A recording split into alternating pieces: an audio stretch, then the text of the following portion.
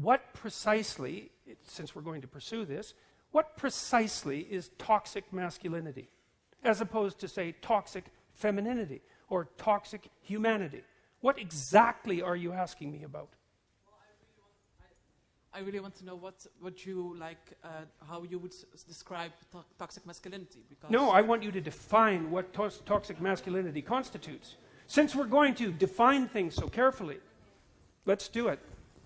Well, I think... Okay, guys, sorry, but we really have to move on. So there will be more questions later on. There will be a lot of opportunity to ask maybe questions. let's, if you... Okay, so let's define it shortly. All right, shortly, please.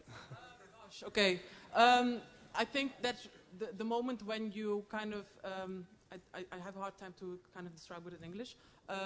Let's say, that you kind of go over a boundary that kind of neglects the freedom of the opposite, well, gender or whatsoever. So that's toxic masculinity, and that you kind of have. But that would also be toxic femininity. Well, may I like finish my sentence, sure. please? Thank you. And then also, I lost my sentence now. But no, I will be back. I'm back. But more in the sense that, yeah, can someone help me here in the audience? Okay, so before we move on, let me point something out. You know, that I was willing to undertake this line of discussion, allowing for the possibility that the category of toxic masculinity had some content, right? But if we're going to pursue that line of reasoning and quibble about the answer, then we're certainly going to quibble about the definition that's embedded in the question.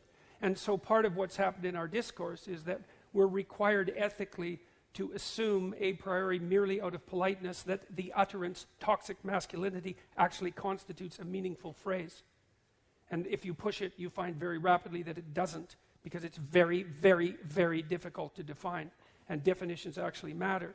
And so if it's a matter of transgressing against the boundaries of gender-appropriate behavior, well, first of all, that indicates that there's something universal and normative about gender-appropriate behavior, which is something that people who push the idea of toxic masculinity generally tend not to presume. And second, it's just as likely to happen among women as among men, in which case it's not toxic masculinity.